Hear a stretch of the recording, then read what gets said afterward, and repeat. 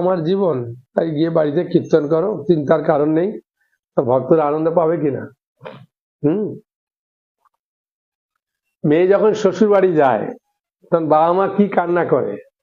তো বাবা মা জানে যে মেয়ে শ্বশুর বাড়ি গেলে 9 দিন না কদিনের বাদে একবার আসবে, এসে তখন শ্বশুর বাড়ির সব খবর বলবে, কিরম কি আছে না আছে, এটা সব মা বাবা জানে। তবু কান্না করে কেন? এতদিনের একটা টান, একটা ভালোবাসা আছে না, সে ঘর ছেড়ে এখন অন্য ঘরে যাচ্ছে। কিন্তু আবার বিয়ে না হলেও কষ্ট, যে মেয়েটার কোনো একটা ছেলে পাচ্ছি না, বিয়ে দেবো, কষ্ট পায়। আবার বিয়ে দিলেও একটা কষ্ট পায়, তাই না? এই সংসারে এটা নীতি। সব বাবা মাই একটু দুঃখ পায় ছেলে যখন সাধু হয়। হ্যাঁ, ভগবানের ইচ্ছায় আমি সাধু হতে আমার বাড়ির লোক খুব খুশি হয়েছিল, যাক বাবা ভালো জায়গায় একটা গেছে। তা সবে গিয়া সুখে গৃহে করো কীর্তন, জন্ম জন্ম তুমি সব আমার জীবন। ভক্তগণ বলে প্রভু যে ইচ্ছা, যে তোমার ইচ্ছা, কার শক্তি তা করিবারে পারে মিছা। কে তোমার ইচ্ছাকে রোধ করবে? কে?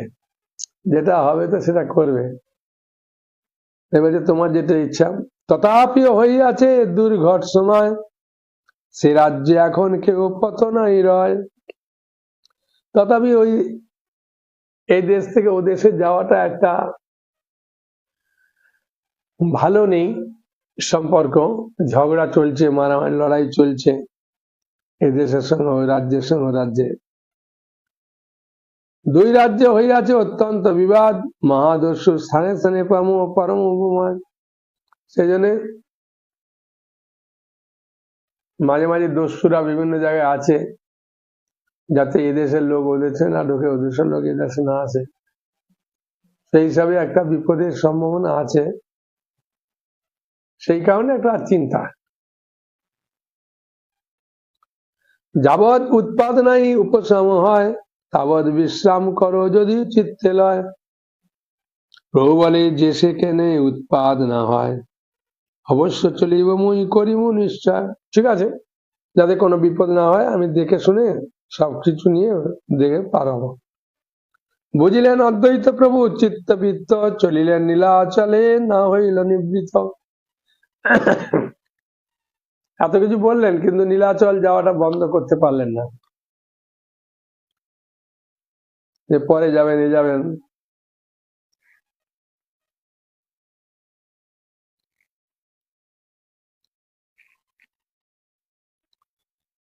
জোর হস্তে সত্য কথা লাগিল কইতে, কে পারে তোমার পথ বিরোধ করিতে? কে পারে তোমাকে রোধ করতে?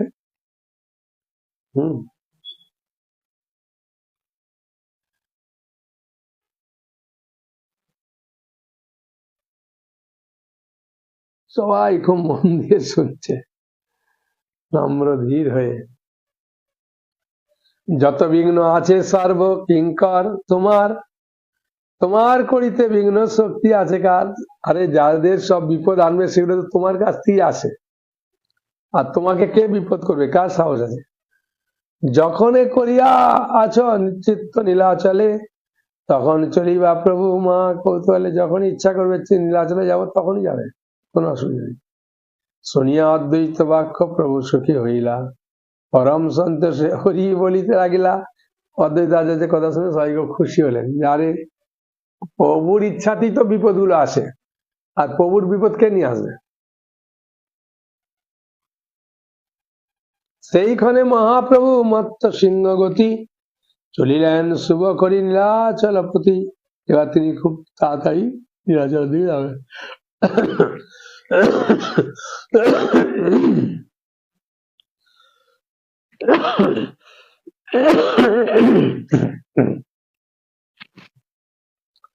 ধাইয়া চলিল পাছে সব ভক্তগণ, কেউ নাই পারে সম্ভিয়া কন্দন। কেউ কান্নাকে রোধ করতে পারছে না, সবার চোখে ঝরঝর করে জল পড়ছে। কত দূর গিয়া প্রভু শ্রী গৌর সুন্দর সভা প্রবোধনে, প্রবোধেন বলি মধুর উত্তর। কিছুদিন যখন যাচ্ছে তখন সবাইকে আবার সান্ত্বনা যে আর আসতে হবে না, আর আসতে হবে না, তোমরা যাও, তোমরা ফিরে যাও, যাও।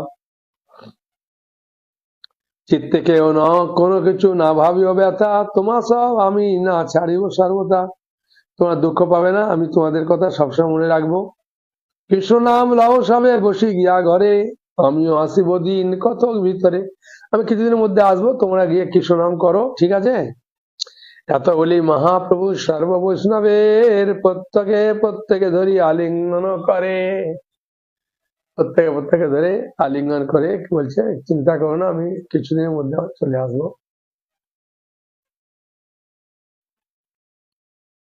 প্রভুর নয়ন জলে সর্বভক্তগণ চিন্তিত হইয়া অঙ্গ করেন কন্দন। এই মতো নানা রূপে সভা প্রভু দিয়া চলিলেন প্রভু দক্ষিণাভিমুখ হইয়া।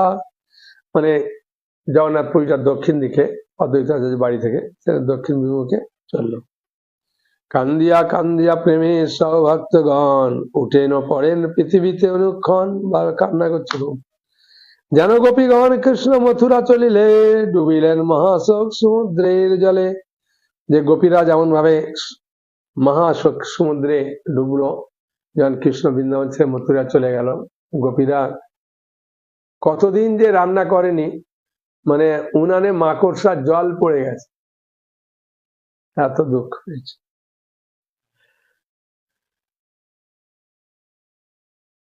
দৈবে সেই প্রভু ভক্ত গণ সেই সব উপমাও সেই সেই অনুভব। জীবন মরণ কৃষ্ণ ইচ্ছায় সে হয়, বিস্মা অমৃত ভোগ খিলে কিছু নয়। যে মতে যাহারে কৃষ্ণচন্দ্র রাখে মারে, তারই বই আর কেউ করিতে না পারে। কৃষ্ণ যাকে যাকে রাখবে সে থাকবে, যাকে মারবে সে মরবে। হেন মতে শ্রী গৌড় সুন্দর নীলাচলে আইসেন চলিয়া আপন কৌতূহলে। নিত্যানন্দ গদাধর মুকুন্দ গোবিন্দ সংহতি জগদানন্দ আর গোবিন্দ। প্রভু পথে প্রভু পরীক্ষা করেন সভাপতি, কি সম্বল আছে বলো কার সংহতি। ওদের সঙ্গে 6 জন যাচ্ছে, নিত্যানন্দ প্রভু যাচ্ছেন, গদাধর যাচ্ছেন, মুকুন্দ যাচ্ছেন, গোবিন্দ যাচ্ছেন, জগদানন্দ পণ্ডিত যাচ্ছেন, ব্রহ্মানন্দ যাচ্ছেন, আর একজন গদাধর, বলেছি না? নিত্যানন্দ, গদাধর, মুকুন্দ, গোবিন্দ, 4 জন, আর জগদানন্দ, ব্রহ্মানন্দ, হ্যাঁ 6 জন। তাই 6 জন মহাপুরুষ সঙ্গে যাচ্ছে। বলছে কিছু নিয়ে এসেছে নাকি সঙ্গে? বলে না প্রভু, কারো কারো কোনো কিছু নেই। বলছে তাহলে খুব খুশি। প্রভু সবে বলে প্রভু বিনা আজ্ঞায় তোমার কার দ্রব্য লইতে বা শক্তি আছে, কার আপনার ইচ্ছে ছাড়া, কার অনুমতি ছাড়া কে আছে যে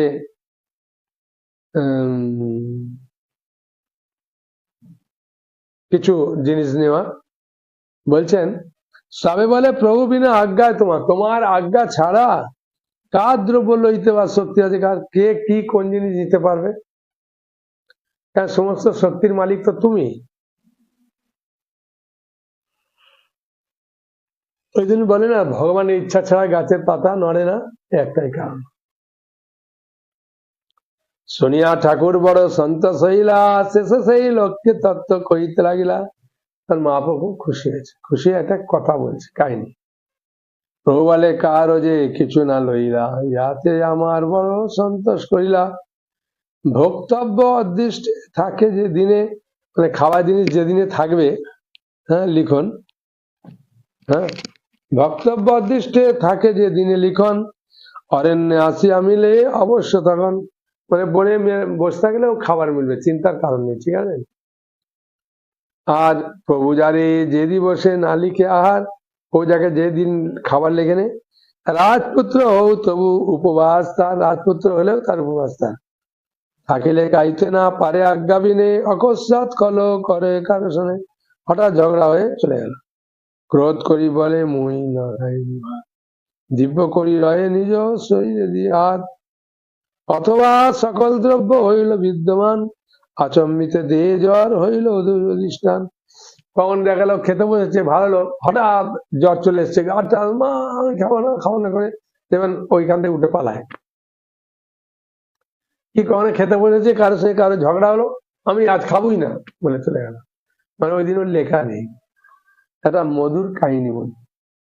কৃষ্ণ তার বন্ধুদের নিয়ে ওই ধুলো টুলো এইসব নিয়ে মাপ করছে, হ্যাঁ, যে আমরা এটা চাল ওজন করছি, এটা রান্না হবে, শাক পাতা এসব হবে, যান বাচ্চারা খেলে, সেটা খেলছে।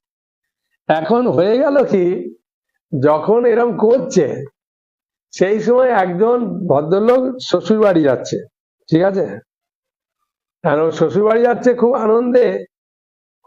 আনন্দে হাসতে হাসতে যাচ্ছে। তখন কানাই বলছে, কি কোথায় যাচ্ছ? বলে শ্বশুর বাড়ি যাচ্ছি, শ্বশুর বাড়ি। বুকটা ফুলিয়ে বলে দেবে। বলছে খাবার লিখবো নাকি? বলছে তুমি লেখো আর না লেখো, শ্বশুর বাড়ি গেলে শাশুড়ি মা অনেক রান্না করবে, খেতেই হবে, নতুন জামাই যাচ্ছে। তখন কৃষ্ণ বলছে তাহলে লিখছি না। বলছে না, লেখার দরকার নেই। চলে গেছে। চলে গিয়ে প্রচুর পদ শাশুড়ি মা সব রান্না করেছে, আর শাশুড়ি মা বড় ঘোমটা দিয়ে, তখনকার দিনে মায়েরা বড় ঘোমটা দিয়ে জামাইয়ের কাজে, বড় ঘোমটা দিয়ে বাবা বসো, হ্যাঁ বলে সবাই একটা একটা করে পরিবেশন করছে।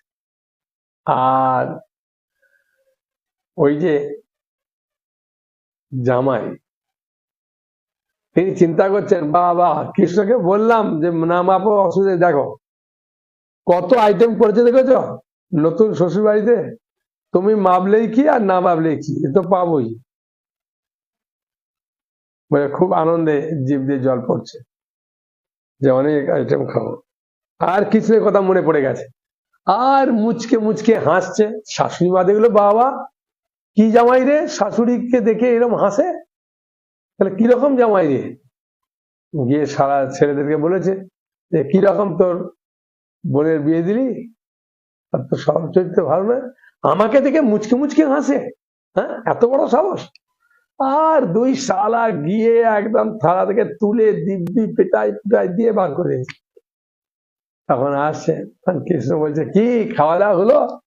বলছে হ্যাঁ, অন্য খাওয়া হয়নি, অন্য খাওয়া হয়েছে। বলছে অন্য খাওয়া মানে? বলছে দেখো না, মুখ টুক ফুলিয়ে দিয়েছে। তাই? বলছে হ্যাঁ, অনেক আইটেম করেছিল, খেতে বসবো আর তোমার কথা মনে পড়ে একটু মুচকে মুচকে হাসলাম, আর শাশুড়ি মা গিয়ে বললো সামনে, এমন পেটাই দিল আর কি বলবো। তাই এখান থেকে আমরা শিক্ষা পাচ্ছি কি, ভগবান যেদিন যার কপালে যেটা লিখবে সেটা হবেই, সেটাই খাওয়া দাওয়া জুটবে। কিন্তু আমাদের হয়ে গেছে কি, বিশ্বাসটা নাই, এই হয়ে গেছে ব্যাপার। বিশ্বাসে মেলায় বসে তর্কে বলবে, এইটা আমাদের মধ্যে নেই। এটা থাকলে তো আমাদের জীবন ধন্য হয়ে যেত। জড় বেদনায় কোথায় থাকিল ভক্ষণ, অতএব ঈশ্বরের ইচ্ছা সে কারণ। ত্রিভুবনে কৃষ্ণ দিয়াছেন অন্ন ছত্র, ঈশ্বরের ইচ্ছায় থাকে মিলিবে সর্বত্র। ঈশ্বরের ইচ্ছা হলে পাবে, নাহলে পাবে না। আপন ঈশ্বর সর্বজনের রসিকা, ইয়াতে বিশ্বাস যার সেই সুখ পায়। যেতে মতে কোনো কোটি প্রযত্ন না করে, ঈশ্বরের ইচ্ছা হইলে সে ফল ধরে। হেন মতে প্রভু দত্ত হইতে হইতে উত্তরিলা আসি আঠি সারা নগরেতে। সারা নগরটা এসে হাজির হয়েছে। হ্যাঁ, হেন মতে প্রভু তত্ত্ব কইতে কইতে উত্তরিলা আসি আটিসারা নগরীতে, আটিসারা নগরে এসে পৌঁছেছে। সেই আটিসারা গ্রামে মহাভাগ্যবান পরম সাধু শ্রী অনন্ত নাম নামে একজন সাধু আছে। বুঝেছেন?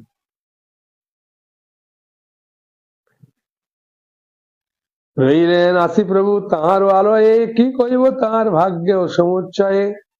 এটা 24 পরগনায় পড়ে, হ্যাঁ, দক্ষিণ 24 পরগনা।